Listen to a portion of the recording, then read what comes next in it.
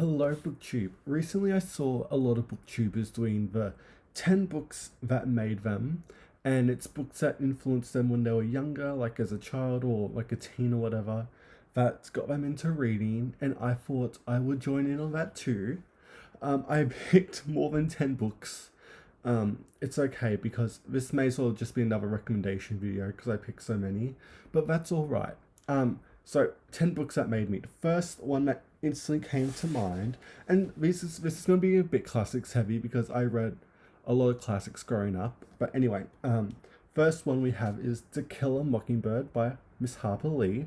I read this probably when I was 15 for school, and instantly fell in love with it. Like it was probably the greatest thing I thought it was like the greatest thing I've ever read, and I haven't read it since, and I feel like I'm so due for a reread of it. But I just remember going on, camping on school holidays and taking this book with me and being shook by Atticus's speech in court. Like, absolutely, like, jaw dropped by the writing. And it's a lovely book, obviously. It'll be taught forever, hopefully. And yeah, it's Harper Lee. I'm one of those people, I will say, I love To Kill a Mockingbird so much. I read The Ghost of the Watchman, and I'm not gonna lie, I love To Ghost of the Watchman. I know the controversy and all that around that book, but as a story itself, I think it's quite lovely. I used to have a copy of it, but I got rid of it because I felt a bit uncomfortable knowing that what was going on behind the scenes. But if I see it secondhand, to be honest, I'm going to pick it up again because I'm due for a reread of that book. So we have To Kill a Mockingbird. This is in no order. I'm just literally scattered all these books across my desk. I'm just picking some up at random. Like this next book, you may have heard of it. It's an American book, Moby Dick by Herman Melville. I never talk about this book on my channel, but my god, it probably is my favorite book ever. I read this when I was, oh my god, like I'm trying to squint. I feel so old, like 16. Instantly blown away by it. I love the experimentalness of it. That's what instantly got me. The non-fiction parts I love. Melville does that so incredibly well. Just everything. I don't know what to say. It's Moby Dick. I read it last year as a reread, and it only got better. I When I first read it, I completely didn't realize every time that Ahab and his crew come past another ship, and how that was a metaphor and signs to turn away from Ahab's hunt. I literally did not realize that, and but it's incredible. I want to reread it every year because it is, honest to God, my favorite book, and I love it so much. And when I first read it as a teen, I trust me, I could not stop talking about it. And as someone whose favorite book is Moby Dick, I've gone through so much hate for it, but I don't care. So we have Moby Dick next. Who's next? We'll go with probably my first favorite Victorian novel, and that was North and South by Elizabeth Gaskell. This was the first Victorian book I probably really fell in love with. I think I'd read Great Expectations before, but that was boring, and I haven't reread it this month yet, so we'll see what I think of it now. But North and South, I reread this last year, and it's North and South. Is it my favorite Gaskell? That is the question. It's a toss up between this, Cranford, or Mary Barton for me, but I don't know. There's something so Victorian about about North and South. Um, the way Gaskell really chronicles this family's journey into a city as they experience the industrial factories of the time as they move from their rural environment, and it's just a beautiful Victorian novel. I love Gaskell. I'm not a Gaskell cultist. People that think Gaskell's one of the great the greatest Victorian writer. I wouldn't put her that high. I am a sucker for books like Ruth and Sylvia's Lovers and even Wives and Daughters, but yeah, North and South just does it for me in a way that some of her other stuff doesn't.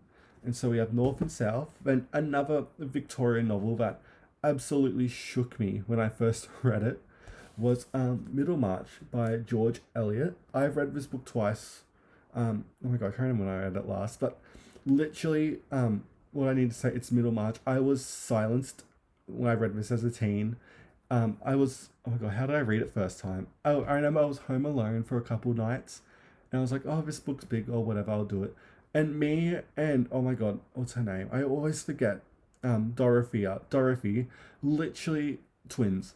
Like everything she goes through, I can't relate to, and it's like it hit home so hard, and it's a book that's only got more personal as I've gotten older, to be honest. But I love Middlemarch. It's probably is my second favorite novel behind Moby Dick, but maybe it swaps. I honestly don't know. I love everything about Middlemarch. I was absolutely gripped by it. The sheer quietness and like you're on a fly on the wall pretty much because like there's barely any plot here. It's just so slow, and I loved it, and I probably always will love it because I love Middlemarch. And then next, we're gonna do a time jump back a bit, but the next book I have is Don Quixote by Cervantes. I've heard on BookTube that some people don't like the second half of Don Quixote, and I personally am not that person. I was floored when I first read this when I was 15 or whatever. Uh, Literally, the way it satires itself at the end, it blows me away. I've always gotten emotional when Quixote dies at the end, or spoilers, but anyway, when and it's just so emotional. It is probably one of the only classics that's ever genuinely made me laugh out loud. It's so funny, and I've I don't know what to say. It's cute. Everyone knows this book, so I've read it twice, and I've only stuck to the Edith Grossman translation, but I don't know if I should venture out because a lot of people say that she's the best, and I don't know if I need to keep going. But I need to reread it and annotate it because it deserves it. To be honest. Next, we'll pull something a bit different. We're jumping around in time, but we have Kafka. Kafka was probably, I would say, the first author I genuinely became like obsessive over. I read everything, nearly everything he's ever done. I still haven't read a lot of his letters for some reason, but I've read his novels. I read his short stories. They're so iconic. There's some I haven't gone to read in years, like In the Penal Colony and A Hunger Artist. I haven't read in so long, but my God, do I still remember them? Kafka was, yeah, the first author who I really became obsessed with and read everything by them. And what did he say? It's literally Kafka. He's one of the great modern writers, and he's incredible. If you have not read Kafka, please do. So we have him. Then again, jumping around in time still. I don't even know what number, what book number we're up to, whatever. But it's Sir Philip Sidney. Particular, I'm going to go with Astrophil and Stella. In saying that, my biggest thing with Sydney is I haven't read the Arcadia yet. I know that's shocking, but the edition I have, the Penguin Black Spine, has the modern English, and I'm on the hunt for it written in its original version of English. So if anyone knows an edition of that, please let me know, because that's how I want to read it, like Sydney does, because like how Sydney wrote it, because I can read that. I can read it. Anyway, Sydney. He was probably. I'm trying to think of Sydney. I just love him so much. As a person, he was very interesting too. What else? What have I read in here? I've read Astrophil and Stella. I love that. That was probably my favorite. I just literally became addicted. It was like crack, to me. But I forget what's in here. Again, the sonnets are iconic.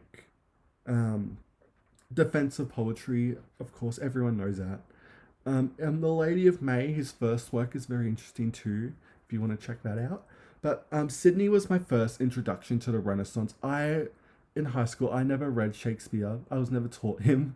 And I just stumbled across Sydney through BookTube by myself, and got this Oxford copy and instantly fell in love. I didn't struggle as much reading Sydney for the first time. I think because he's very approachable, especially compared to like an Edmund Spenser, who's great as well. And I would put Spenser and Shakespeare a bit above Sydney in terms of quality and all that. But Sydney is my personal favorite, if I'm if I'm being honest.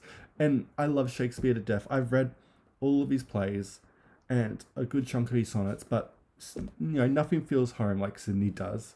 And yeah, I have always loved Sydney, and yeah, it's Sydney. I feel like that's what I have to say. Like, it's Sir Philip Sidney.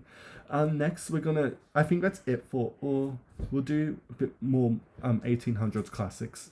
And these two writers, sorry for that bang, but two Australian writers that instantly drew me in, and I love them to death. I've read both of them on my channel multiple times, and you're probably sick of me talking about him, but it's Henry Lawson. This is a complete a collection of his short stories. This is so heavy. It's just under 1,000 pages, and it's chunky. You could kill someone with this. It's that big. I read The Drover's Wife in high school. I've read this on my channel, and instantly fell in love. I've probably read nearly all of his short stories. I'm being honest by this point. I have him on my bedside table because he's just such a treat to read.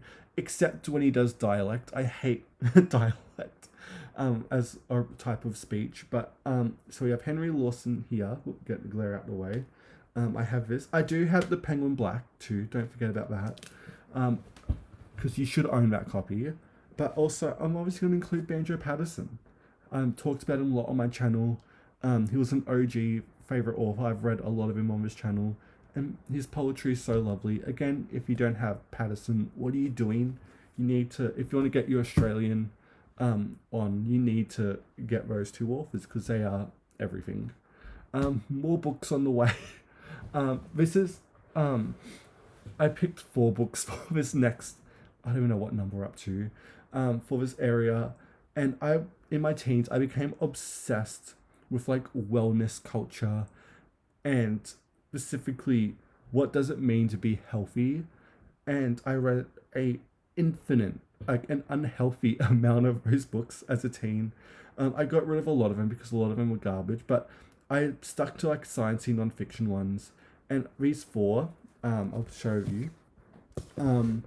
Food politics, how the food industry influences nutrition and health, history of the food, oh my god, I was about to say culture, but it's not, industry, sorry, and yeah, and how influences like the governments and like diets coming in and how they shape the industry of food. Very interesting read. Lovely told nonfiction, and then all of these are nonfiction.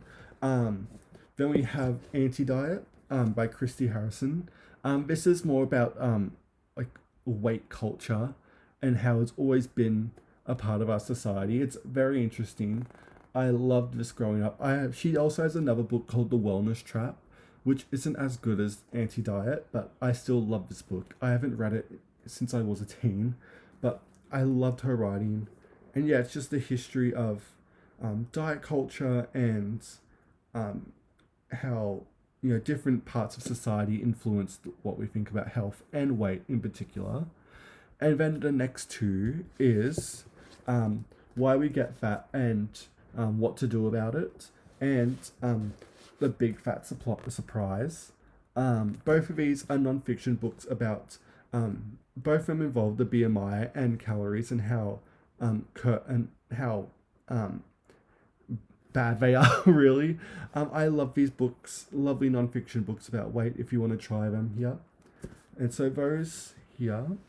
And then my last one that influenced me is Tribute by Nora Roberts.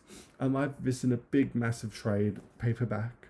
And I always say, I had to pick a romance, right? And I could have picked a Tessa Bailey or Tessa Dare or Ali book or Mariana Zapata or Rachel Lynn Solomon. Like I could just keep going on, or literally anyone. But I went with Nora because I think this is the oldest one I've read. I read Tribute as a teen. Because I first read Nora. How did I first read Nora? I read her for Mara from Books Like Woe. She done, besides recommending all those weight books as well, she'd done an oh my god, I wish she would do it again.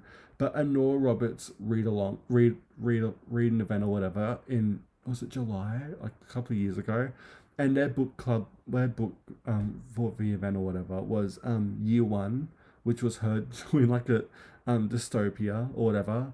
And I read it, I thought it was fine, but everyone said to go Tribute to get a style of what Nora writes, what Nora actually writes. And I picked up Tribute, instantly fell in love. I read my early favorite Nora books. I've read the first two in her JD Robb in-depth series, but they weren't for me. I think I like her more in romance. Whenever Nora does fantasy, scares me a bit because that's not personally what I go to her for. I do love her thriller suspense standalones. I think they're really good as well. But her more romancy ones, like the more modern, like the last 20 years Nora ones, some of her backlogs can be a bit too um soap opery and a bit wishy washy for me. But Tribute just hit everything on. It was just a lovely novel, and it got me into romance. Something I'm being a bit honest. Of course, I read Whiskey Beach by her, the Bridal books. What else did I read from her? I think that's all the ones I can see on my shelf. But yeah, Tribute was probably the book that got me into romance. It has a villa, of course, a renovation subplot, as well of a farmhouse, which is nice. Um, yeah, Celia, I haven't read this in years. Anyway, yeah, Nora Roberts got me into romance, and I haven't looked back since. And I still read Nora whenever I find a book of hers that sounds really good. So that was, well, it was more than 10, but that was a handful, a sheer, like, drop in the bucket of books that made me. I didn't mention any Heya. I didn't mention any Roald Dahl. Who else? I didn't mention any nonfiction really. I was going to put Eusebius on here too, but he didn't quite make the list. And yeah, let me know what you think about these books in the comments below. And thank you so much for watching BookTube, and I'll see you next time.